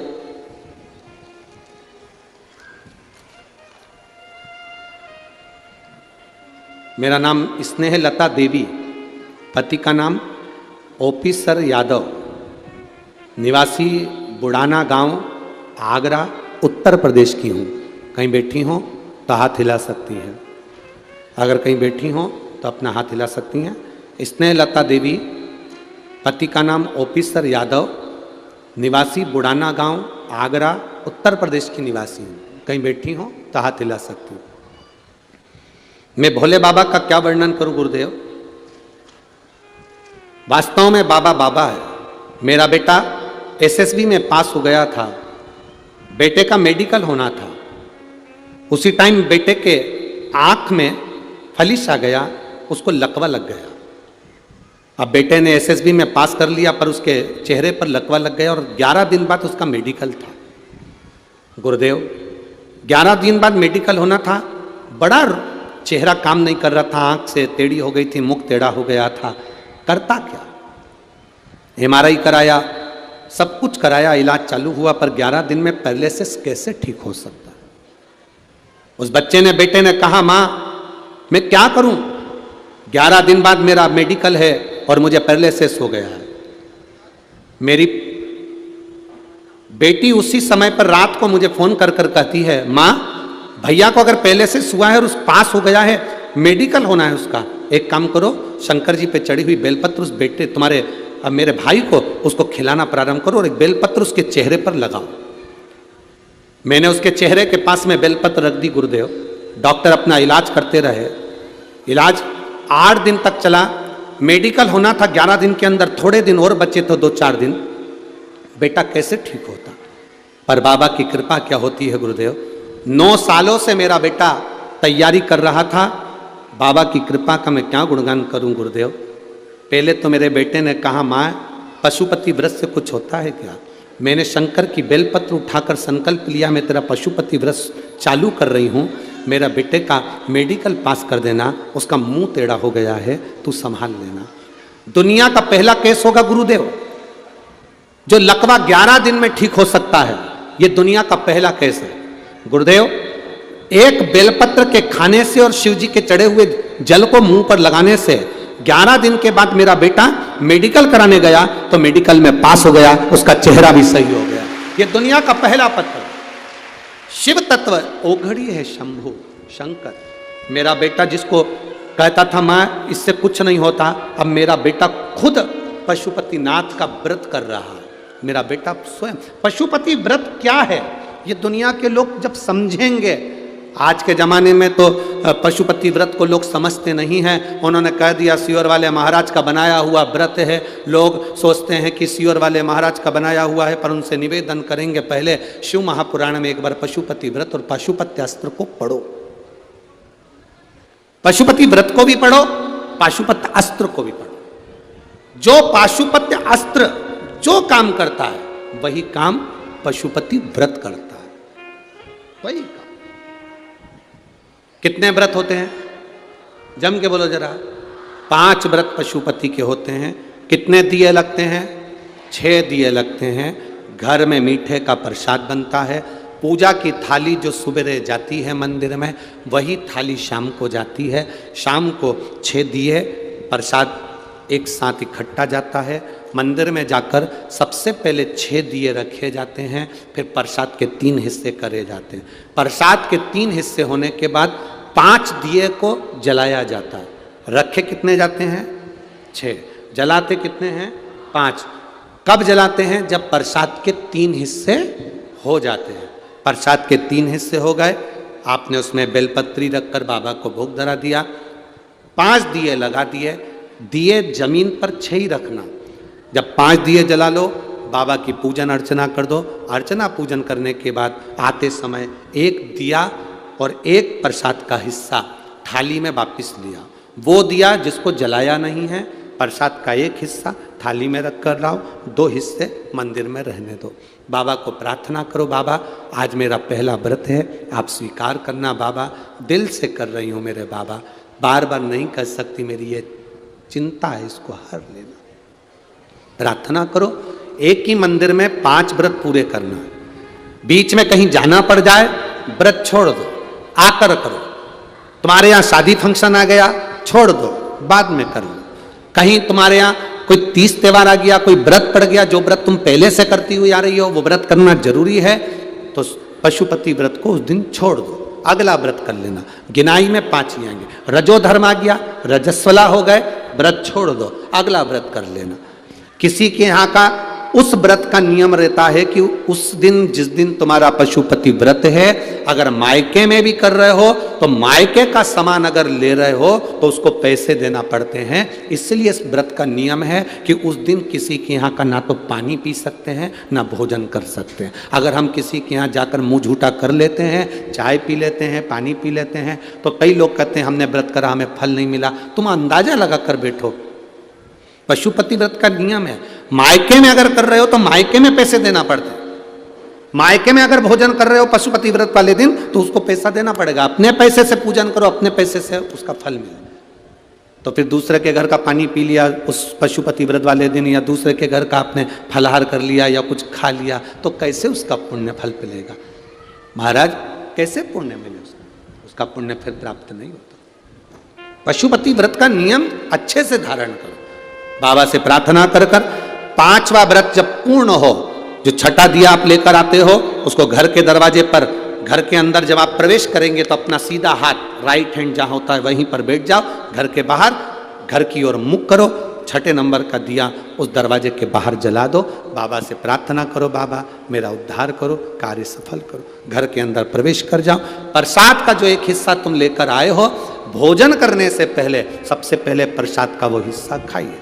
प्रसाद में नमकीन ना बने, इसका ध्यान रखें। जो भगवान को हम प्रसाद के 3 हिस्से करेंगे वो मीठा ही बनना चाहिए। घर पे जो भोजन करो उसमें तुम नमकीन खा सकते हो, मना नहीं, पर पहले जो प्रसाद का हिस्सा लेकर आए हो उसे खाना है, फिर भोजन करना है। 5वां व्रत जब हो, उस 5वें व्रत में एक श्रीफल भेंट बाबा को समर्पित करो। 108 फूल, पंखड़ी, चावल, मूंग, जो तुम बाबा को 108 दे सकते हो। 108 का मतलब क्या होता है? हम बाबा को 108 चावल का दाना दे रहे हैं, या पुष्प दे रहे हैं, या पंखड़ी दे रहे हैं, या बेलपत्र दे रहे हैं, उसका मतलब क्या है? हम 108 बार बाबा के नाम का उच्चारण कर कर बाबा को सहस्त्रवाली के रूप में समर्पित कर रहे हैं। हम अभिषेक नहीं कर पाए, हम आपका अनुष्ठान नहीं कर पाए, हम यज्ञ नहीं कर पाए, हम बहुत बड़ा लोगों का भंडारा नहीं कर पाए, हम 108 फूल की पंखड़ी दे रहे हैं। इसका मतलब है कि हमारा यज्ञ, हमारा उद्यापन आज पूर्ण हो रहा है। बाबा इसको स्वीकार करें। चढ़ाकर फिर वही दिया लेकर अपने एक प्रसाद का हिस्सा लेकर घर आ जाओ। 5वां व्रत पूर्ण हो, बड़े आनंद के साथ बाबा से विनय करो। 3-4 महीना थोड़ा रुक कर इंतजार करो। मेरा बाबा अगर तुमने दिल से व्रत करा है तो खाली नहीं छोड़ता, वो देता जरूर है। पशुपति व्रत पाशुपत अस्त्र के बराबर हो जाता। तारकासुर के 3 बेटों का भगवान ने संहार कर दिया। भगवान शिव का नाम पशुपति नाथ पड़ गया। बोल पशुपतिनाथ भगवान की। समय आया, भगवान सुंदर आनंद से देवता राक्षसों ने मिलकर मंथन करा। उस मंथन में सबसे पहले गौ माता निकली। 5 गाय समुद्र के मंथन में निकली है। 5 सुरभि, सुशीला, बहुला, ये सब 5 गाय मंत्र बता रहे। श्री राम सिया जी पुरोहित बड़े ही आदर और सम्मान से मंच पर बता रहे। श्री रक्षपाल जी बड़े ही आदर और सम्मान से मंच पर बता रहे। श्री हरनारायण जी वकील साहब बड़े ही आदर और सम्मान से मंच पर बता रहे। श्री महेश जी सरपंच बड़े ही आदर और सम्मान से मंच पर बता रहे। संदीप जी मिश्रा सेवा दल से बड़े ही आदर और सम्मान से मंच पर बता रहे। श्री श्याम बिहारी जी दंदरुआ धाम से बड़े ही आदर और सम्मान से मंच पर बता रहे। सुदामा जी थापक दंदरुआ धाम से बड़े ही आदर और सम्मान से मंच पर बता रहे। विनोद जी तोमर आयराई साहब बड़े ही आदर और सम्मान से मंच पर बता रहे। श्री गुड्डू जी शर्मा बड़े ही आदर और सम्मान से मंच पर बता रहे। श्री पंडा जी भीतरबार से बड़े ही आदर और सम्मान से मंच पर बता रहे। श्री कल्लू जी खरौआ से बड़े ही आदर और सम्मान से मंच पर बता रहे। श्री सुरेश जी दंदरुआ धाम से बड़े ही आदर और सम्मान से मंच पर बता रहे। श्री उम्मेद जी गुजर दंदरुआ धाम से बड़े ही आदर और सम्मान से मंच पर बता रहे। श्री भानु जी मास्टर दंदरुआ धाम से बड़े ही आदर और सम्मान से मंच पर बता रहे। विशंबर जी बोहरे दंदरुआ धाम से। श्री सुरेंद्र जी गुजर दंदरुआ धाम से। श्री मनोज जी कानपुर उत्तर प्रदेश से। श्री राम बिहारी जी बड़े ही आदर और सम्मान से मंच पर बता रहे। श्री मुकेश जी शुक्ला, श्री ब्रजेश जी अवस्थी, श्री राकेश जी शर्मा, श्री मनोज जी गुप्ता, श्री दीपू जी मिश्रा, श्री अखिलेश कुमार जी, श्री गाजा जी शुक्ला, श्री सुग्रीव जी बड़े ही आदर और सम्मान से मंच पर बता रहे। श्री रणवीर जी गुजर दंदरुआ धाम से। श्री सुनील जी नायब, इन्होंने यज्ञ हेतु सुंदर सहयोग राशि समर्पित की 2,01,000 रुपए की। राजकुमार जी पुजारी, कपिल जी शर्मा, गुड्डू सरपंच, मनीष महाराज जी उज्जैन मध्य प्रदेश से, कमलेश जी चौधरी बड़े ही आदर और सम्मान से मंच पर बता रहे। सुंदर जिन दानदाताओं ने, जिन बाबासाओं ने मंदिर, गौशाला, वृद्धाश्रम, अन्य क्षेत्र में अपनी सहयोग राशि प्रदान करी, उन सभी पावनसारी पुण्यसारी दानदाताओं के नाम।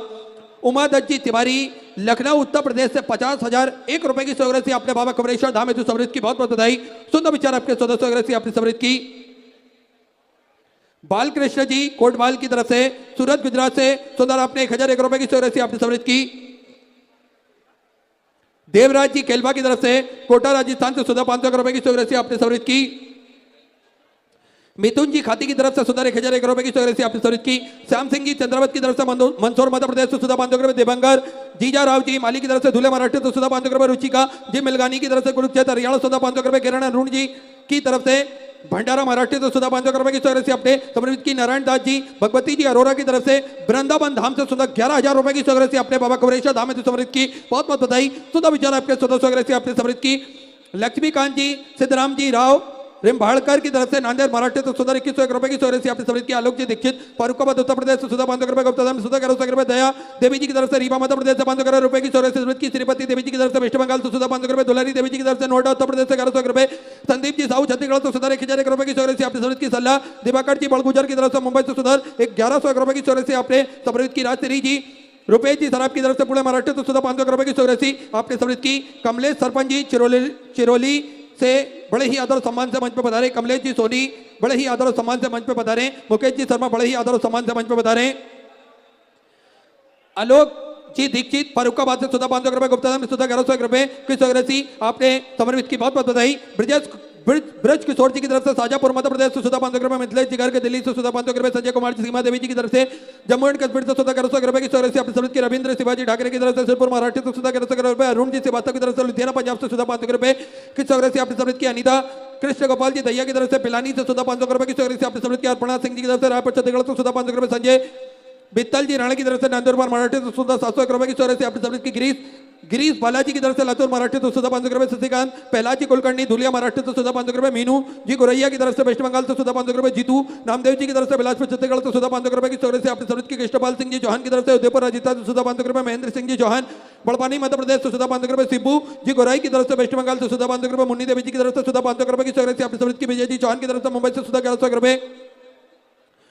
दूल्हे सिंह की तरफ से, सुधा 500 रुपए। मनोज कुमार जी पंजाब से, सुधा 500 रुपए। संतोष जी परेख की तरफ से, धुले महाराष्ट्र से, सुधा 2,201 रुपए की सहयोग राशि आपने समर्पित की, बहुत बहुत बधाई। नवीन कुमार जी शर्मा झारखंड से, सुधा 500 रुपए। जसपाल जी मछला देवी जी की तरफ से, अंबाला पंजाब से, सुधा 500 रुपए। श्याम सुंदर जी दीक्षित लखीमपुर उत्तर प्रदेश से, 500 रुपए की सहयोग राशि आपने समर्पित की। शरद लालचंद जी की तरफ से, सुधा 500 रुपए की सहयोग राशि आपने समर्पित की। रूबी सिंह की तरफ से, छपरा बिहार से, सुधा 1100 रुपए की सहयोग राशि आपने समर्पित की। मुक्ति जी जायसवाल की तरफ से, मालदा से, सुधा आपने 500 रुपए की सहयोग राशि समर्पित की। पूजा जी सैनी मथुरा उत्तर प्रदेश से, सुधा 500 रुपए।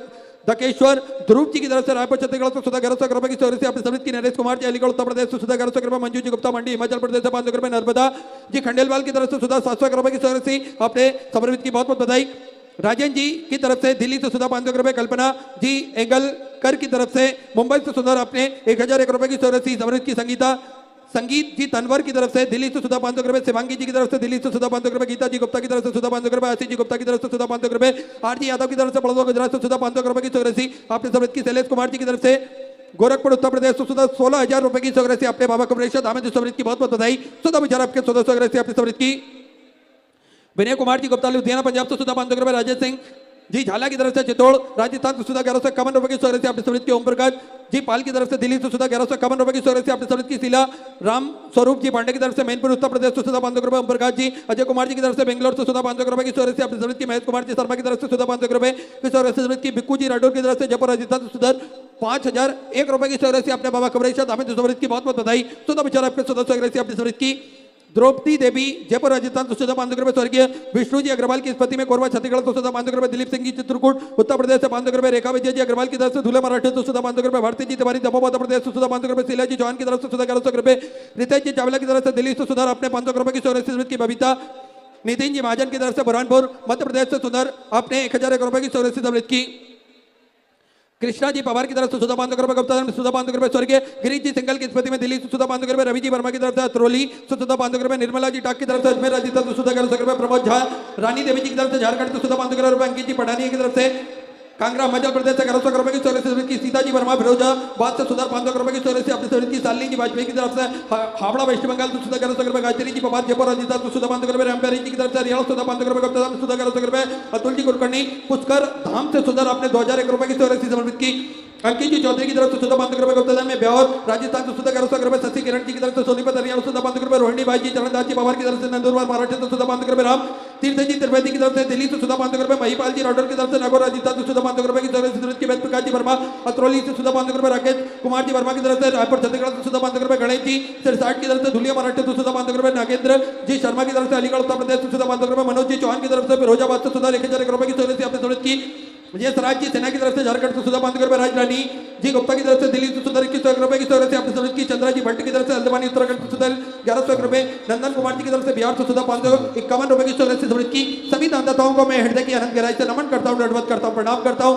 16 स्वर्गीय अपने स्वर्गीय की जो भक्त अपनी स्वर्गीय मंदिर गौशाला वृद्धाश्रम अन्य क्षेत्र बाबा कुबरेश्वर धाम हेतु समर्पित करना चाहते हैं, वे टीवी स्क्रीन पर श्री विठले सभा समिति का 2 अकाउंट नंबर चल रहे हैं, एक्सिस बैंक का और सेंट्रल बैंक ऑफ इंडिया का, दोनों में से किसी में भी अपनी स्वर्गराशि जमा कर अपना नाम व्हाट्सएप पर भेज सकते हैं। और जो भक्त यहाँ गंधर्वा धाम के पावन धरा पर अपनी स्वर्गराशि समर्पित करना चाहते हैं, वे कथा पंडाल के ठीक सामने श्री विठले सेवा समिति का जो दान कार्यालय लगा हुआ है, उस कार्यालय में अपनी स्वर्गराशि जमा कर अपने नाम की रसीद प्राप्त कर सकते हैं। आइए सीधे व्यासपीठ की शरण में चलते हैं। पूज्य गुरुदेव के सानिध्य में सुंदर हम सभी आज पंचम दिवस की कथा, विराम दिवस की कथा श्रवण करेंगे। जय जय श्री राधे, हर हर महादेव, श्री शिवाय नमस्तुभ्यं।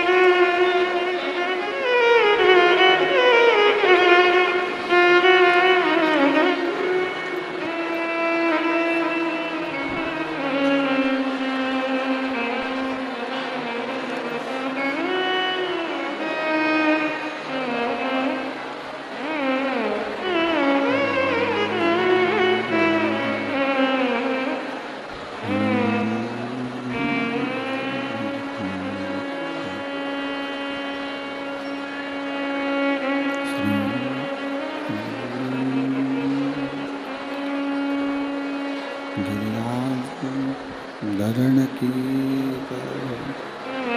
श्री वल्लभा देश की श्री गोसाई जी परम दयाल की श्याम सुंदर श्री अम्मे महारानी की काशी विश्वनाथ भगवान की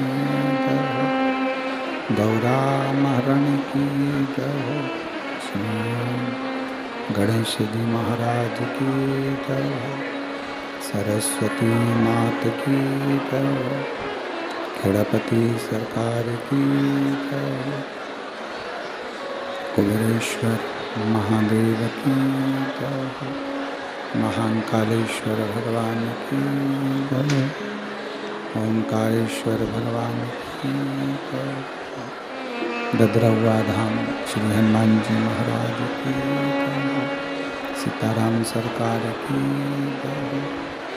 संत सतगुरुदेव गौ माता की जय हो। चिंता संतान हंतारो यत्पदान ऋणवा